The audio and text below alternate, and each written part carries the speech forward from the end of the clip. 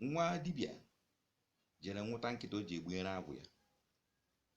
Ya kechie nkịta ahụ na chen, pụzie kwakọsịcha ngwongwo niile, kwadocha ngwongwo niile n'iru agwụ ya ga-eji dasị nke ọchị inye agwụ. Ya pụzie ka o jee nwụta nwa nkịta ahụ o dobere ka o jee gbuo agwụ ya. Agwụ ahụ o ji anya isi, o ruzie ebe ahụ ka o jide nwa nkịta, fụ na nwa nkịta pụgo na chen, gbawaziri ya mba. Dibịa bịa ka ọ kpata osikwu nkịta rọsh ya, ihe pụziri ọnụ, blood of Jesus Christ of Nazareth, I cover myself with the blood of Jesus. Ya chezuzie ịkpọwa agwụ ahụ na-eje ya eri.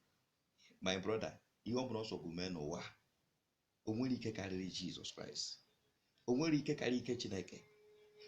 Agadi nwaanyị na-aya nsị, ọ na-eme everyday ya o tinyere ndị mmadụ na nri. Eru ụbọchị ọ besịrị ka o je gwakọtacha dị ọgwụ ahụ na-aya, ka o werezie dị nsị tinyere nwunye di ya na bins o shiri n'ọkụ. Ya yacha dị ọgwụ ya filo netusie na tata ọgwụ a ya yasara na bins ahụ na ọ na-egosi ya just were aka ya yasa bins ahụ yasa ọmazị mgbe o ji aka ya racha n'ọnụ. Ihe pụta ya n'ọnụ, I reject it in Jesus' mighty name. I cover my tongue with the blood of Jesus. Ekpuchie m ire ma na ọbara Jizọs na mama nwụkwa. Nna m ajụọ ọ na dibịa ngwere ya ji ya je gwụọ ọgwụ afa Chukwu ka o ji, afa Jizọs Kraịst ka o ji rụọ ya.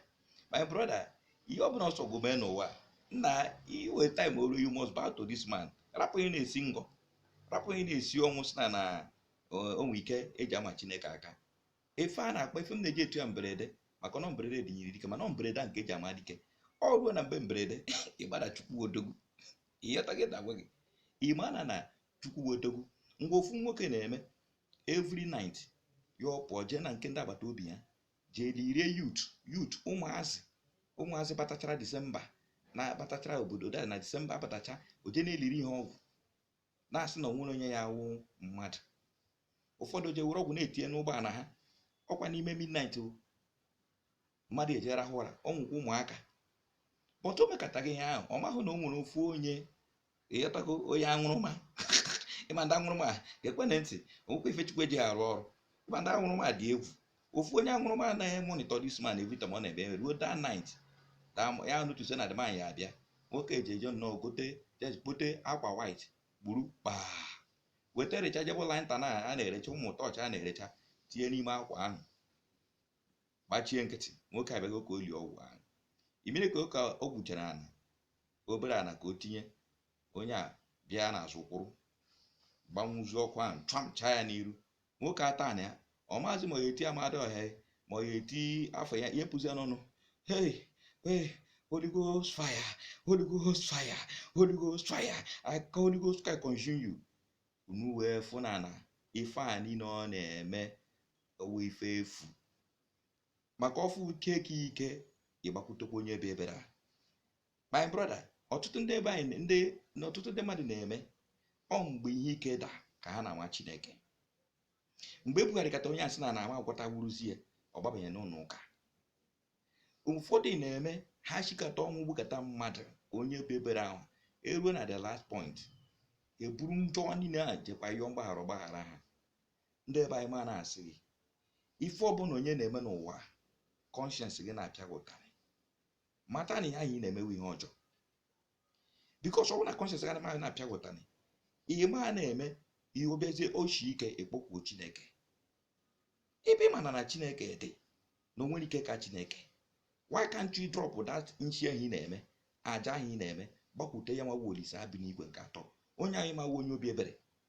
Ị na-akpọkwu ya mana na mgbe ruo na nke gị mmadụ ịdasịsị ị na-eme kpọchi obi gị, mmadụ ya na-ayọgụ sị gị biko rapụ m ka anyị biri, leave me alone na Chukwu.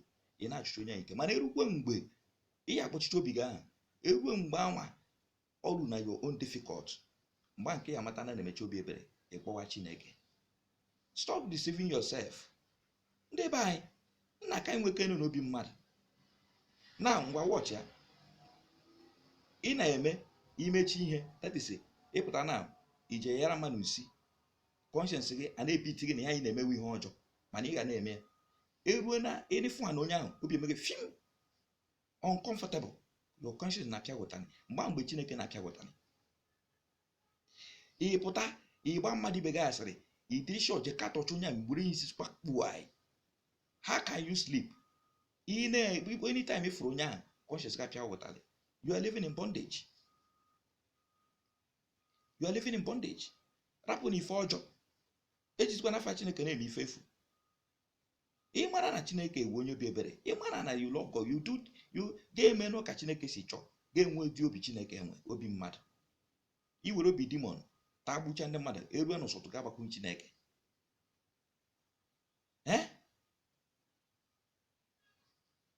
Conscience wụ onye gịnị obi ya, ihe na-eme obi gị na-amaghị ikpe, obi gị na-amaghị ikpe. Rapụta n'ihe ahụ ị na-eme obi gị na-amaghị ikpe. Ịpụta ga-arapụ di gị ga-eje ibe nwoke ọzọ jera nara, ị na-ara ya, you are not comfortable, obi ga na-apịa gị ụtarị ka onye a na-eli nsi, because onye na-eli nsi na-atụ egwu, obi uncomfortable. Ihe ọ bụla ị na-eme obi gị na-amaghị ikpe, you leave that thing. You leave that thing and continue your life. Obi gị ga na-amaghị ikpe, you continue na-eme that thing. Nwaanyị na-eme abortion, before na-eje eme abortion, conscience ga na-epịa gị pịam ọkwa na nwa ka nna eji igbu onye ma ya ejecha nwụọ, edishon anya sọsizikwa ga-akakwa na-eme ya, you still do it out of conscience, and any day you remember it, if a child ga-remember nke ahụ pụrụ apụ. Conscience ga na-apịa gị ka anyị nwee n'obi Chineke, ka anyị nwee ike na-enwe ezumike n'ime mkpụrụ obi anyị, obi ga na-apịa ụtarị. O nwere ife ọjọọ mmadụ na-eme n'ụwa conscience ya ma awa ya, ịnọ ya ị na-eme ezigbo ihe, conscience gị obi gị dị clean.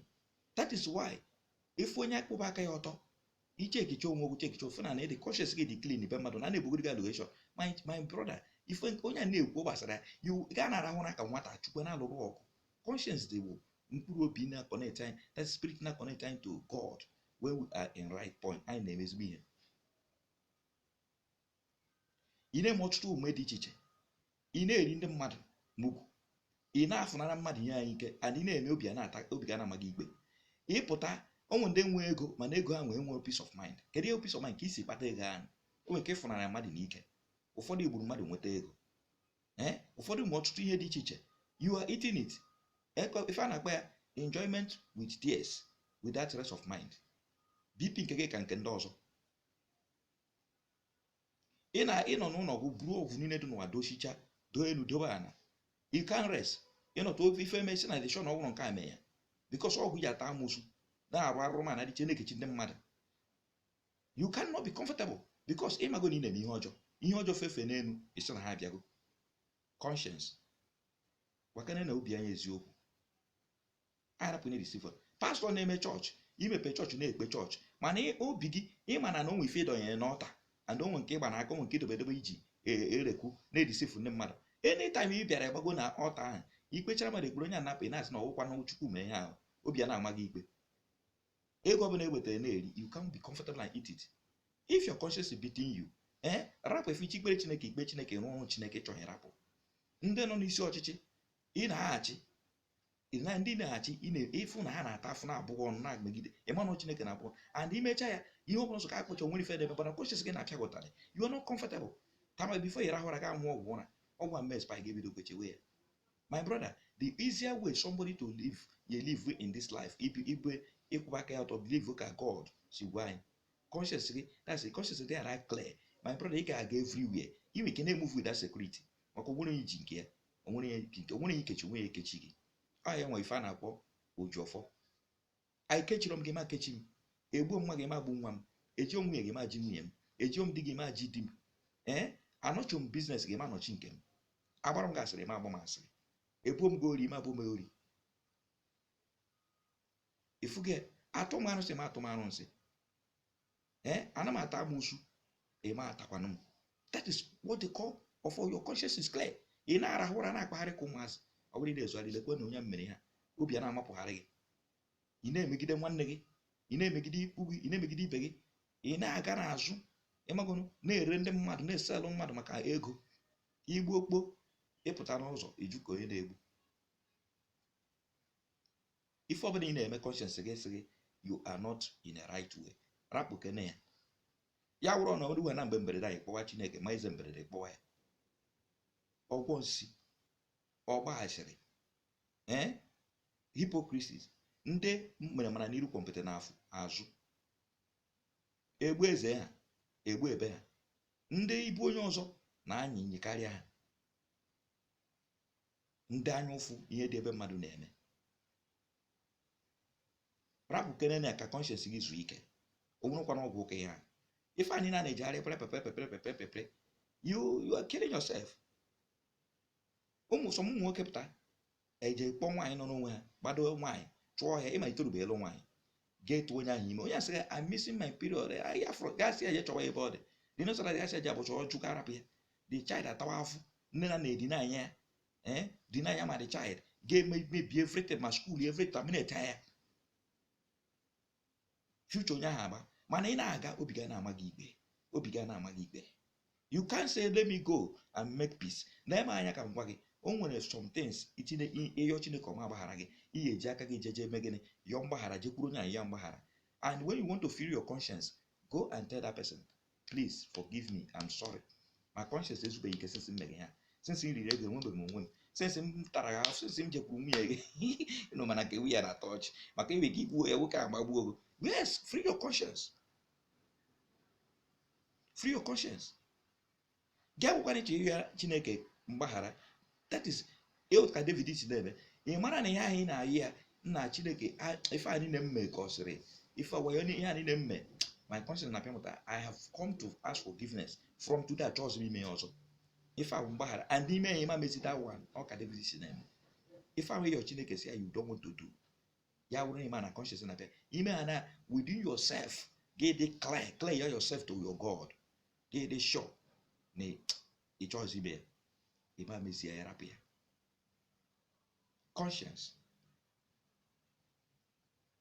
conscience ka anyị na-work with our conscience tupu ime mmadụ ife ọjọọ search your conscience ma declare tupu imegide mmadụ search your conscience ọ na conscience gị declare ihe na-eme imewe ya tupu ikpe juru ikpe ezighị ezi check your conscience tupu ị na-agwọke n'ọgwụ ahụ ma dibịa na-agwọ ya check your conscience ma ị na-arahụ ụra ma na-eme gwọcha ya iri ego ọba gị na-arụ ma na-eme gwọcha ya ife ahụ ị gwara wụze problem nye gị hapụcha ị na-eme akpa obi ma n'okpu obi search your conscience now hapụcha na ị na-drop 1.5 ka anyị nwee n'obi Chineke unu afụgo na ife nje bido n'isi ka anyị ka ahụ na ife unu mata na ike dị na ọbara Jizọs ike dị na Chineke nwee ike ka ya ịgbarịcha o were conscience na-apịa were obi gị na-apịa gụtarị you will see that God is too much obi n'ime onwe gị isi na mmadụ afọ bụ Chukwu na afọ rapụcha na ife anyị na-eme enyi eme nke eme nka ndị be anyị isiokwu ma wee bụrụ unu afụgonu ka nwanna m ahụ bịa riri ọgwụ ka o si mee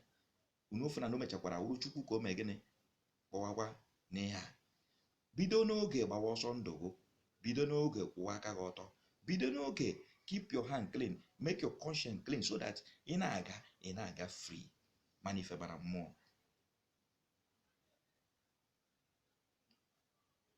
nwa dibịa mecha mata na ọ wụrụkwanụ ihe anya ahụ ọ na-eme eme gịnị ọ maka conscience ya na-apịa ụtarị ma o ji kpọkwa Chukwu ọ mago na ihe anyị ya na-eme adịchaghị na n'ike adịghị ya ọma he's just doing it out of wickedness. Ndị be anyị biniko nke ga-esokata ikwe tupu agadi nwaanyị nọ n'ụra ama na onwe ndị na-esi ite n'ebe ya ị na-anụ ọtụtụ ihe na ozu a na-agbasa na social media everybody na-ekwu ma everywhere but my brother think very well pick the one ya na-amịtara gị ezigbote mkpụrụ nke ya na-atouch your soul so that you can get to heal, get to repent it can be any time o nwere ka ọrụ nka m na-ekwu check yourself, check your conscience now onwe ihe megidere check your conscience onwe ihe nara ihe ya n'ike onwere ajọ ọgwụ ị na-agwọ conscience gị na-apịa gwatara n'aka Chineke na Chineke na-ewere gị iwe onwere ndị ikechi onwere ọtụtụ ihe ị na-eme onwe ndị na-afụnara ihe ya n'ike onwere ndị ikpere ikpeazụ onwe ndị megidere onwe ndị na-ana ha onwe ndị na nwunye ya onwe ndị na-adị ya onwe ndị gburu nwa ha onwe ndị kpuchiri ekpuchi onwe ndị tụrụ arụ nshi enwere ihe ha mee gị check your conscience ya were nweta either you go to God and say forgive me and clear your conscience and ga-ewepụchi ihe ọjọọ bie ndụ nna m anyị dị agwa gị onwere dị ka freedom When you freedom, check yourself and ask forgiveness, or go to that person and free yourself. Ikpe dịrị Chineke. Ndị be anyị, ife awụ mbido week ọfụrụ. Ana m asị site na week a na-aga, ndị nne na-anụ olu ihe m na-adị mma. Ana m asị okwu unu je unu eji napụta, ka Chineke gọzie unu, ka okwu nnekwu na-amụtara unu mkpụrụ n'aha Jizọs Kraịst of Nazareth. Ndị niile kwetere na ike dị na Chineke, ike na ọbara Jizọs Kraịst, ka ọbara Jizọs Kraịst a kpuchi unu, na-echu unu, bụrụ a sign in your house and your business. Ụzọ na ya ụzọ mmiri ya dị echi echi, ụzọ nkụ na-echi echi. Ụzọ na ya ụzọ awere, ndị unu bụ ime unu ihe, ife a na-eme wụnụ ọbara Jizọs ahụ nwoke a kpọrọ anabịa lụrụ n'ọgụ. Ike dị n'ọbara Jizọs, o nwere ike aka ike ka ya